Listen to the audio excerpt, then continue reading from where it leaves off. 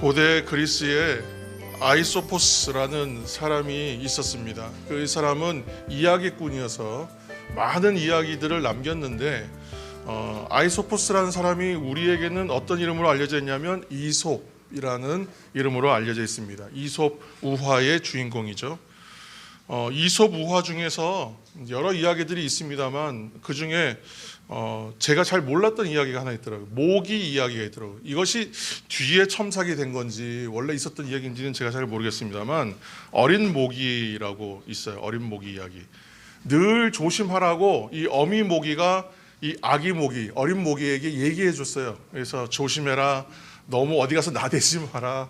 경솔하면 안 된다. 설치지 마라. 계속 이렇게 좀 권면을 했는데 이 어미 모기의 말은 들은 채도 안 하는 아기 모기가 있었는데 모기가 이제 자기가 세상에서 두려울 것이 없어요. 겁이 없어요.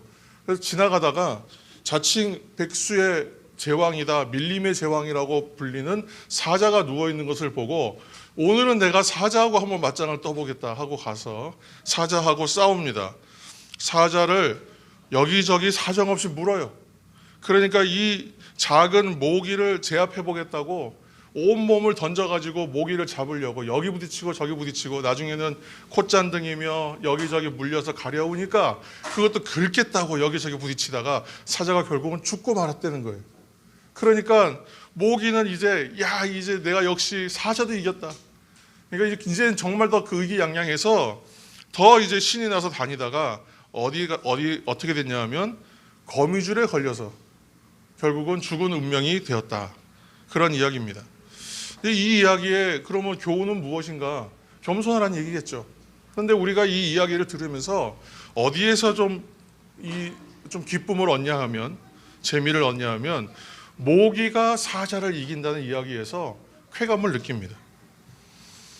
성도 여러분, 이솝의 이야기처럼 우리나라 전래동화 가운데서도 이런 비슷한 이야기들이 상당히 많이 있습니다. 이솝 우화가 특히 우리나라에서 인기가 있었던 이유가 있다는데 그것이 우리 전래대로 내려오는 전래동화의 어떤 분위기와 사뭇 이야기의 결들이 비슷하기 때문에 쉽게 받아들였다는 또 하나의 설도 있습니다. 우리 전래동화에는 토끼와 거북이 이야기, 전형적인 어떤 약자가 강자를 이기는 이야기잖아요. 홍길동전이나 전우치전, 또 흥부와 놀부 이야기, 약자가 강자를 이기고 선이 악을 응징하는 이야기가 숱하게 많습니다. 그런데 이런 이야기들이 사람들에 의해서 많이 읽혀지고 오랜 세월 동안 회자되는 이유는, 생명력이 있는 이유는 사람들에게 만족을 주기 때문이죠. 왜 그렇습니까? 선한 자가 악한 자를 이기는 권선징악의 이야기가 있기 때문에 그렇습니다. 또 약한 자가 강한 자를 이기는 이야기가 나오기 때문에 그 가운데 쾌감이 있다는 거예요. 통쾌한 이야기라는 것이에요. 우리가 스포츠 경기를 볼 때에도 비교적 약팀이 강팀을 이기는 경기를 보면 짜릿합니다. 또 우리 팀이 지고 있다가 역전하면 또 경기가 재밌어요. 역전승하는 경기가 그렇게 재밌어요. 그것처럼 사람들에게 이 약팀이 강팀을 이기고 약함이 강함을 제압하는 이야기는 어떤 그 공감을 주고 즐거움을 줍니다. 감동을 줘요. 그러나 성경적 관점에서 보면 이러한 이야기들 가운데에서 좀 아쉬운 부분이 있어요. 왠지 부족하다고 생각합니다. 왜냐하면 약자에게 있는 억울함이 있죠. 약자에게 있는 원한이 있어요. 을이 당하는 고난이죠.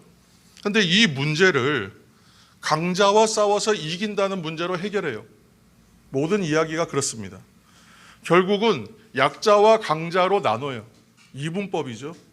그리고 약자가 강자를 이겨서 그 원한과 어떠한 억울함을 풀어낸다라는 구조를 동일하게 가지고 있어요.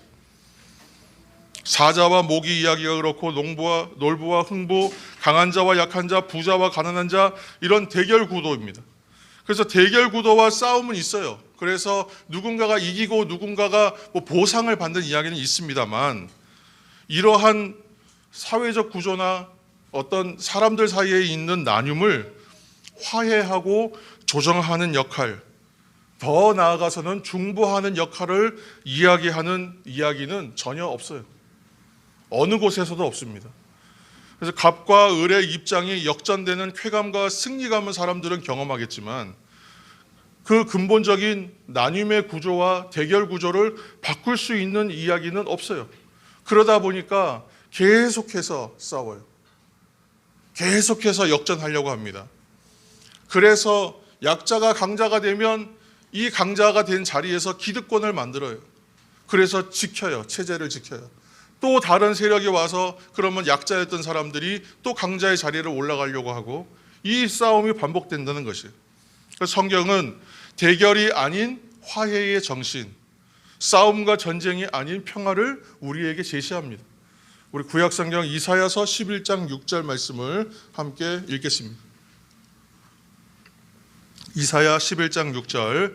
그때에 이리가 어린 양과 함께 살며 표범이 어린 염소와 함께 누우며 송아지와 어린 사자가 살진 짐승이 함께 있어 어린 아이에게 끌리며. 아멘.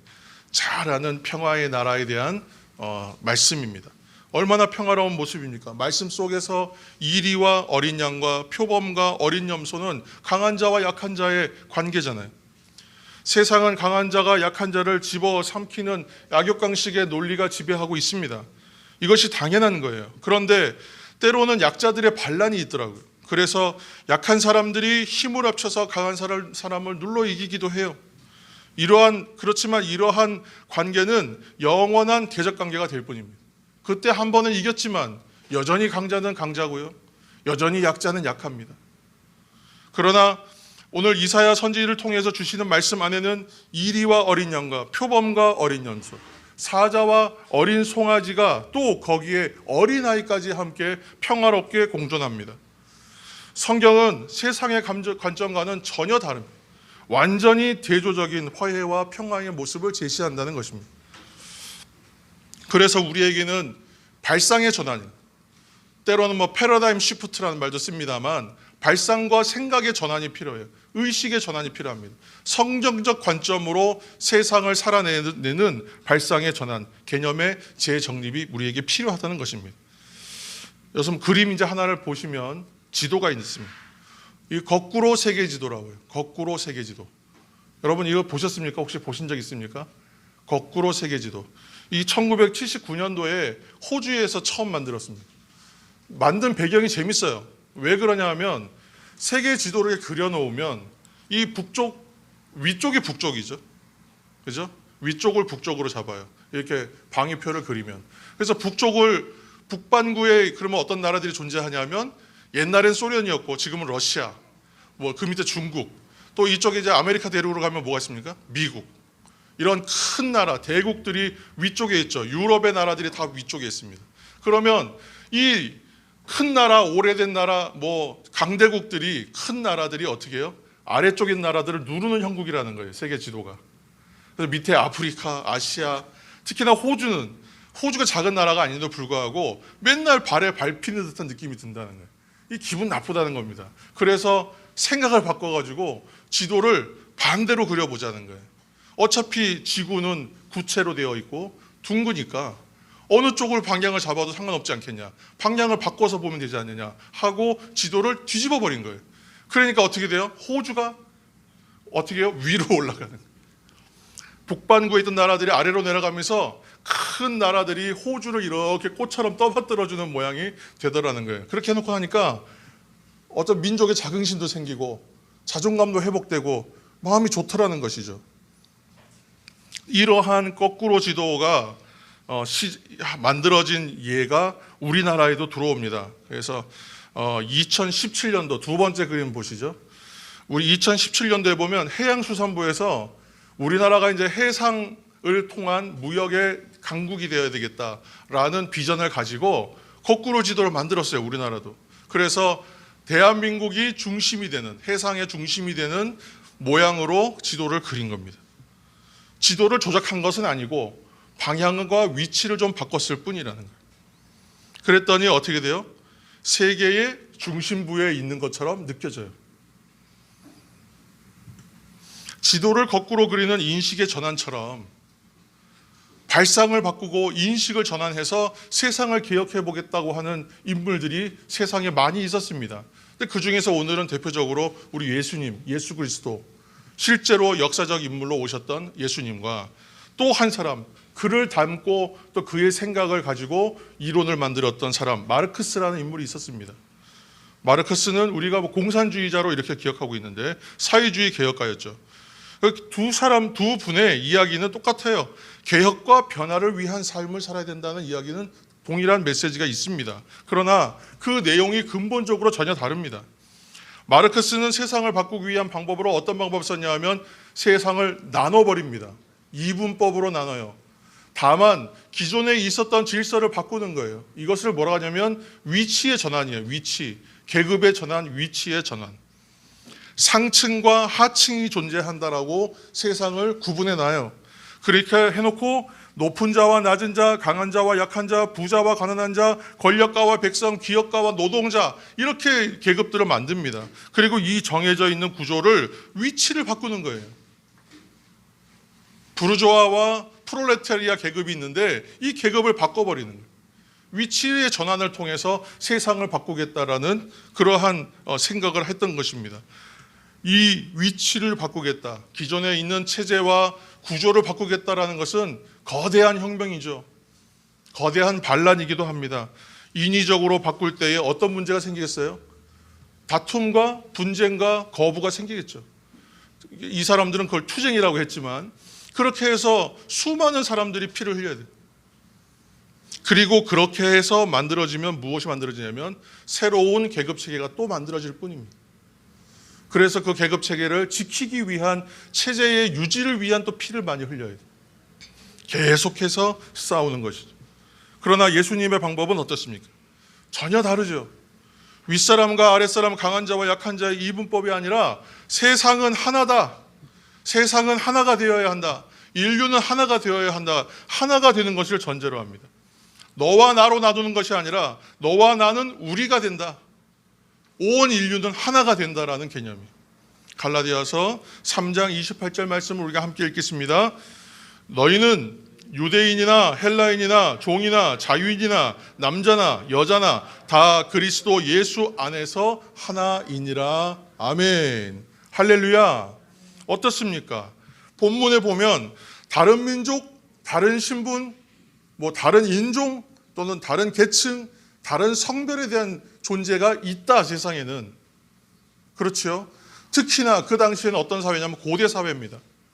고대 사회에서의 신분의 차이와 성별의 차이에 따른 그 차이와 다름은 지금보다 간격이 비교가 할 수 없을 만큼 간격이 큽니다. 차별도 크고 그 벽도, 신분 차별의 벽도 높았어요. 넘어서기 힘든 벽입니다. 원천적으로 다른 계급으로 진출할 수가 없습니다. 그런데 이 시대 상황을 고려하면 이 말씀은 가히 혁명적인 말씀입니다. 사람들이 도무지 받아들이거나 납득할 수가 없는 천지개벽할 만한 말씀이었어요. 놀라운 말씀인 것이죠. 이 생각을 어떻게 할 수 있습니까? 이것을 잘 풀어보면 근본적으로는 다르지만 차이가 있다. 다르다. 다르지만 차이가 있지만 우리는 화해의 관계가 될 수 있다. 누구 때문에요? 예수 그리스도 때문에. 누구 안에서요? 예수 그리스도 안에서라는 전제를 던져요. 이것이 바로 우리가 말하는 기독교 복음이에요. 복음의 본질이에요. 어떻게 화해를 가져갈 수가 있습니까? 어떻게 하나가 될 수 있습니까? 성경은 세 가지 관점으로 얘기해요. 첫 번째는 하나님과 먼저 화해해야 합니다. 함께 하겠습니다. 하나님과 먼저 화해해야 합니다. 아멘. 인간은 하나님의 사랑과 하나님의 진리로 살게끔 지음받았어요. 하나님이 우리에게 주시는 것이 두 가지가 있어요. 사랑 그리고 진리. 사랑으로 우리는 용서받고 치유받아서 하나님의 사람이 되고 또 하나님의 진리의 인도하심을 받아 진리를 따르는 말씀을 따라 살아가는 삶을 살게 되는 것입니다. 그러나 인간이 어떻게 해요? 거역하고 범죄해요. 불순종하고 죄를 범합니다. 그래서 하나님과의 관계가 깨졌어요. 그래서 이 깨어진 관계를 해결하고 죄악에서 구원하여 하나님과의 이 화해의 관계를 회복하고자 하시는 것이 바로 독생자 예수 그리스도를 이 땅에 보내시는 사건입니다. 그래서 누구든지, 여러분 누구든지 죄를 회개하고 예수 그리스도를 믿기만 하면 하나님과 화해적 관계를 누리게 되는 것입니다. 예수님께서 말씀하시기를 나는 길이요 진리요 생명이다 라고 말씀하셨는데, 이때에 길이요 진리요 생명이 된다는 것은 예수님만이 하나님과의 관계를 화해하기 위한 길이요 진리요 생명의 역할을 하실 수 있다는 말씀이기도 합니다. 오늘 본문의 말씀 가운데 18절 19절 말씀을 우리가 함께 화면을 보시고 성경을 참조하셔서 함께 읽겠습니다. 18절 19절입니다. 모든 것이 하나님께로서 났으며 그가 그리스도로 말미암아 우리를 자기와 화목하게 하시고 또 우리에게 화목하게 하는 직분을 주셨으니 곧 하나님께서 그리스도 안에 계시사 세상을 자기와 화목하게 하시며 그들의 죄를 그들에게 돌리지 아니하시고 화목하게 하는 말씀을 우리에게 부탁하셨느니라. 아멘. 여러분 아멘이십니까? 이번에 로마서 1장 말씀을 이어서 읽겠습니다. 로마서 1장. 그러므로 우리가 믿음으로 의롭다 하심을 받았으니 우리 주 예수 그리스도로 말미암아 하나님과 화평을 누리자. 아멘. 어떻습니까? 하나님과의 화해의 관계는 이처럼 오직 예수 그리스도를 믿을 때 이루어집니다. 둘째로 하나님과의 우리 사이가 화목되었다면 이제는 우리가 서로 간에 화해해야 합니다. 둘째로 서로 간에 화해해야 합니다. 함께 하시겠습니다. 서로 간에 화해해야 합니다. 아멘. 성도 여러분, 우리들도 서로 화해해야 하죠. 18절 말씀을 여러분 눈으로 잘 보시기 바랍니다. 우리에게 어떤 직분을 주셨다고요? 화목하게 하는 직분을 주셨다. 예수님도 이처럼 화목을 강조하시죠. 예를 들어서 어떤 사람이 예배를 위해서 성전에 왔는데 그가 이제 예물을 드려요. 제사 드릴 때 예물을 드리잖아요. 예배 드릴 때 그 당시에. 그러면 예물을 드리려고 하는데 지금 하나 생각이 떠올랐어요. 이 생각이 안 났으면 모를까 생각이 떠올라 버렸어요. 어떤 생각이었냐면 누구와 싸웠던 생각이 났어요. 누구와 싸우고 불화했던 생각이 떠올랐습니다. 그러면 어떻게 해야 됩니까? 그래, 뭐 그럴 수도 있지. 그러고 예배 드립니까? 그게 아니죠. 성경에서 뭐라고 했어요? 불화한 사건이 일이 생각이 나거든 어떻게 해요? 재물을 그대로 두고 가서 화해하고 와서 다시 재물을 드리라. 그게 하나님 뜻이에요. 하나님께서는 우리의 예배를 받으시기를 원하세요. 그러나 하나님께서 받으시기 원하시는 예배는 그냥 드리는 예배가 아니라 진정으로 드리는 예배 받으시기를 원하세요. 하나님께서 받으시길 원하시는 예배는 그냥 드리는 예배가 아니라 진짜 예배를 받으시기를 원하세요. 진정한 예배는 우리가 화해자로 섰을 때 드릴 수 있는 예배예요. 여러분 이 사실을 분명히 기억하셔야 됩니다. 이웃에 대한 사랑의 마음을 가지고 예배해야 돼요. 우리 예배의 모범이 참 좋아요. 어린아이들이 함께 예배드리고 어린아이들을 용납하고 누가 오든지 다 우리가 용납하는 예배를 드리잖아요. 참 좋은 거예요. 그러나 이 자리에서 더 나아갈 수 있다면 어떻게 해야 되겠습니까? 우리의 삶의 자리에서 있었던 분쟁과 어떤 그런 싸움이 있었다면 그 문제를 다 해결하고 와야 돼요. 남을 정죄하고 판단하고 구분짓는 것이 아니라 이건 누구나 할 수 있거든요. 판단하고 비판하고 어떤 그렇게 우리가 평가하는 것은. 그러나 공감하려고 이해하는 게 참 힘들잖아요. 공감하고 이해하려는 마음이 필요합니다. 왜 그렇습니까? 상대의 마음을 공감하지 못하면 이해할 수 없고 이해하지 못하면 화해할 수 없기 때문에 그렇습니다. 여러분 우리가 누군가와 다퉜는데 가족끼리 또 분쟁이 있었는데 이 문제를 해결하기 위해서 어떤 마음이 필요한지 여러분 한번 곰곰이 되짚어 보세요. 그러면 이 사실에서 어긋남이 별로 없을 것입니다. 왜 그럴까요? 마음을 공감하지 않으면, 상대의 마음을 이해하지 못하면, 부모가 자녀의 마음을 공감해 주지 못하면 이해할 수가 없어요. 이해하지 못하면 화해는 이루어질 수가 없습니다. 자녀가 부모의 마음을 공감하지 못하고 이해하지 못하면 화해할 수가 없다고요. 하나가 될 수가 없다는 말씀입니다.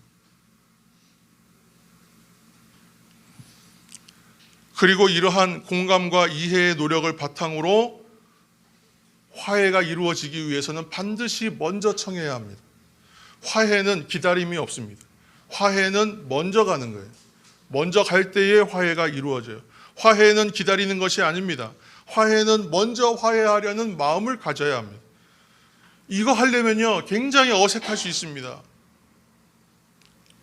제가 우리 어린 아들에게 화를 냈어요. 그러면 이 아이에게 이 화를 낸 문제에 대하여 화해해야겠는데 이 아이에게 기다립니까? 이 아이를 제가 기다려요? 말이 안 되잖아요. 지금 제가 너무 당연한 얘기를 하고 있는 겁니다. 제가 먼저 가서 화해를 해야 되죠. 그렇죠? 먼저 가서 화해를 해야 됩니다. 근데 이렇게 가려고 하면 어색해요. 좀 자존심 상할 때도 있어요. 그렇지만은 내 자존심을 내려놓고 체면을 내려놓아서 여러분 전쟁이 그친다 그러면 여러분 할 수 있지 않겠습니까? 내가 자존심 좀 상하고 내가 체면 좀 꺾으면 전쟁이 그친다고 생각하면 여러분 이 일은 얼마든지 할 수 있지 않겠습니까? 지금 우크라이나 러시아 땅에 전쟁이 그치고 평화가 온다면 자존심 정도 꺾는 거는 누구나 할 수 있지 않겠습니까? 먼저 손을 내밀고 나아갈 수 있어야 한다는 거예요. 그래도 어렵습니까? 성경을 보시면 요셉의 이야기가 우리의 마음을 두들겨요. 요셉은 형들의 미움을 받아가지고 미디안 상인들한테 팔려서 애굽으로 갔죠. 사실은 인신매매 당한 거예요. 범죄예요.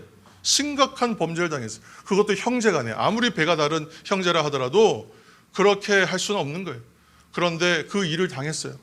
거기서 끝났으면 좋았는데 좀 잘 풀렸으면 좋았겠는데 그 다음에도 인생이 평탄하지가 않았죠. 계속 죽을 위기와 감옥에 갇히는 위기와 고생을 했습니다. 그리고 나서 놀랍게도 그가 총리가 되었어요. 이게 역사의 아이러니고 운명의 장난 같아요. 나중에 양식이 떨어진 형제들이 애굽으로 와서 양식 구하러 왔다가 요셉을 만납니다. 그런데 요셉이 총리가 되어 있어요. 이거 어떻게 해야 됩니까?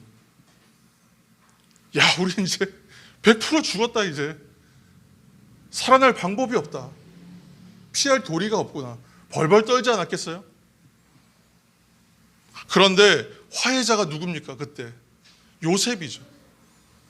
요셉이 먼저 용서하고 화해합니다.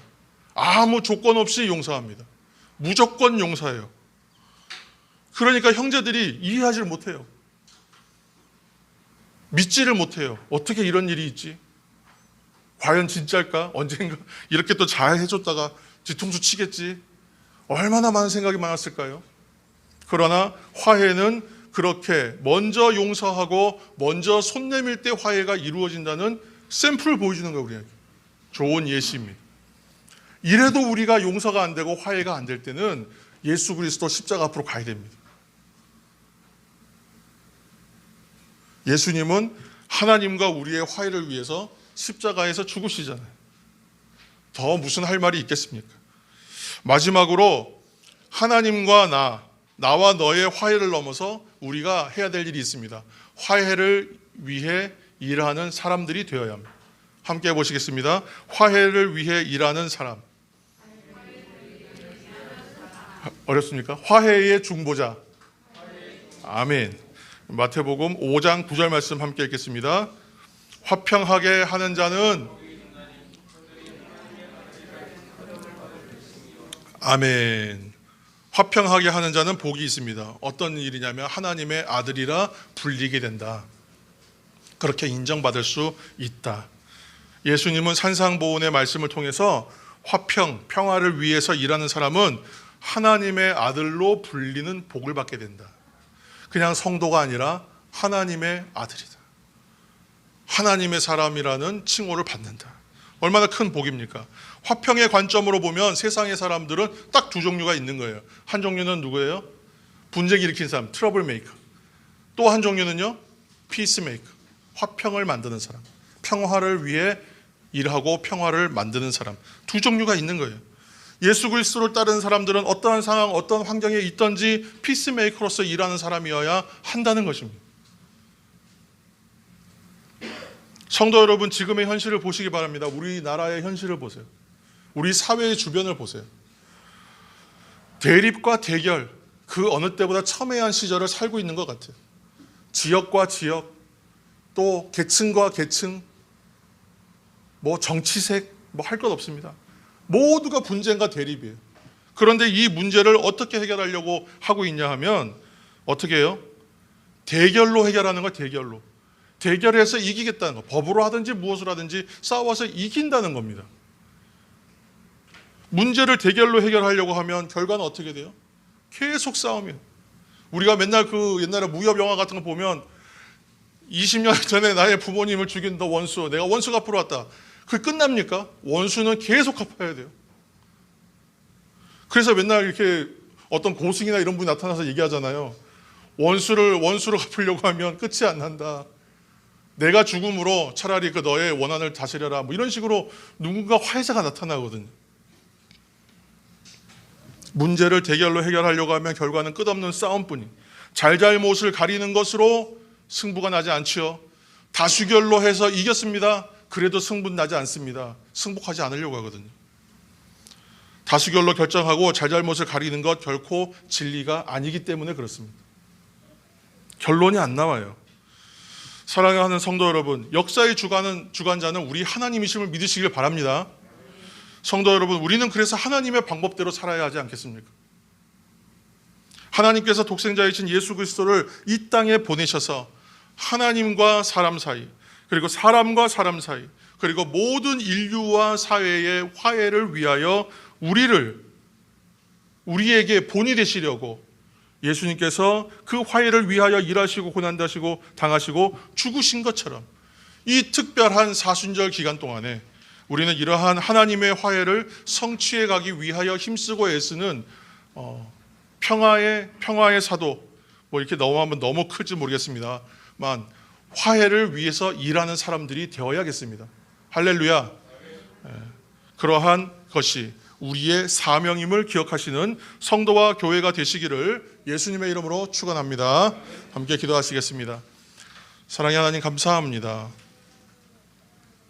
우리의 화해를 위하여 이 땅에 오신 예수님을 본받아 이 사순절 기간 묵상해가는 이 모든 과정 가운데에 우리의 참회와 회개와 회복이 있게 하여 주시고, 또한 우리의 깨어진 이웃과 관계, 또 하나님과 나 사이, 또 우리와 우리 사이, 또 세상에 이 분쟁하고 나뉘어져 있는 세상 속에서 화해의 중보자로서 또한 평화를 위해 일을 하는 사람들이 될 수 있도록 우리의 성도들을 주장하여 주시고, 우리가 주님을 본받아 그 일에 조금이라도 헌신하는 사명자로 살 수 있도록 우리를 주장하여 주옵소서. 예수님의 이름으로 기도합니다. 아멘.